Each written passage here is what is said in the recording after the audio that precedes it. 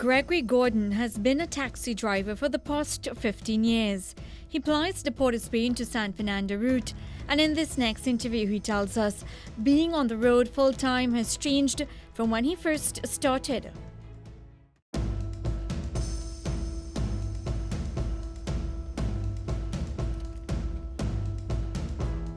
It has been good in the first 5 years of my life, but now in this final years here, it has been tough. Gas has been going up regular, like if it's flour, and we have been trying our best to cope with it. The taxi fare have been raising, passengers have been, it have less passengers now traveling with us because of the boat system. And right now, it's very tough. You operate Port of Spain to San Fernando route. Yes, I operate Port of Spain to San Fernando. Why did you choose this route? Well, this is about the most comfortable route right now, because before we used to work in San Fernando, it was just short jobs and it hardly have people coming. And it's 7-seater now, so it's carrying more passengers. You understand? And right now, it's even tougher for those who work in other people's vehicle, because they have to work and pay them first and then work to pay ourselves. Do you have your own vehicle? Well, I have my own vehicle right now, but I'm vouching for those who don't have to. And they just have to be doing a lot of things. How much do you make per trip? What is the cost per trip? $17 a person and $119 a trip. That's providing that you get a full trip. That's providing I get a full trip. We take almost 2 to 3 hours to get, as you see how long the line is from one end of South Key to the roundabout. On top of that, it's really trying. Then there's traffic. So you wait a couple hours to fill up your vehicle, and then you're stuck in traffic as well. Stuck in traffic. As a taxi driver, how are you managing during this economic downturn? Prices are going up across the board. Well, we are trying, and what really makes it profitable for me is that my wife also works. So two pay have to clash in order to make sure the bills, home pay, you know. What does she do? Well, she's an assistant accountant, understand, and she's trying her best to. On a monthly basis, how much does a taxi driver make? I must say about it.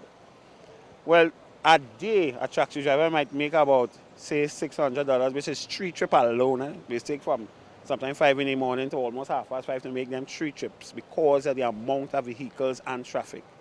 And we have to put back gas, which just break it down to roughly about $400 comfortably you're going home with. Do you have a rent or mortgage to pay? I only have rent to pay. I don't have mortgage. What's your monthly rent? My monthly rent is $2,500. So you have to make sure you cover that first of all. Yeah. Are you concerned about when the property tax comes on stream that it might increase your rent?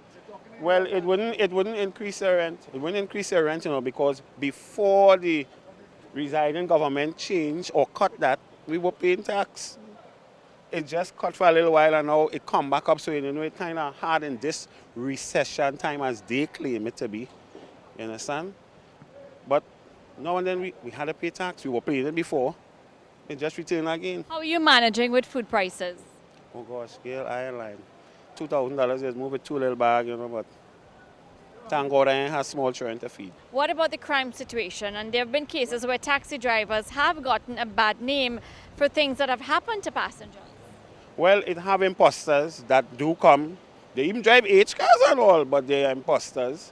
And they, kidnap, rape, or whatever crime they come out to do.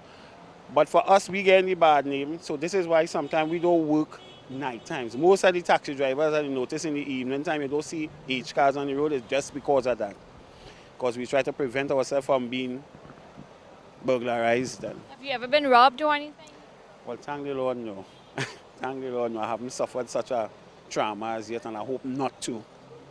In the name of the Lord. How do you know? Do you try to look closely at your passengers coming in to try to figure out if One thing we do is we here long enough to see and know all the passengers that we carry. We just don't pick up strangers just like that. It have cases whereby a strange taxi drivers come in and then pick up strangers, but the regular taxi drivers, we look for who we know.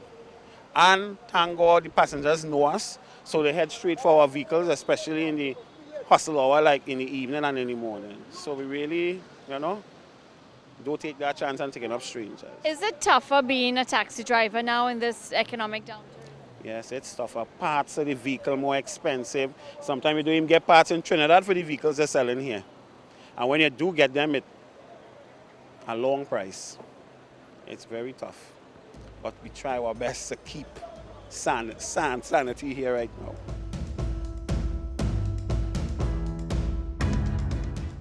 Anthony, in this day and age, it must be really difficult to be a taxi driver. Given the crime situation in the country, you don't know what kind of passengers you're picking up. And I'm sure passengers feel the same way about their taxi drivers too. It may be difficult for taxi drivers, but it is noteworthy that taxi drivers do not pay any taxes on their income.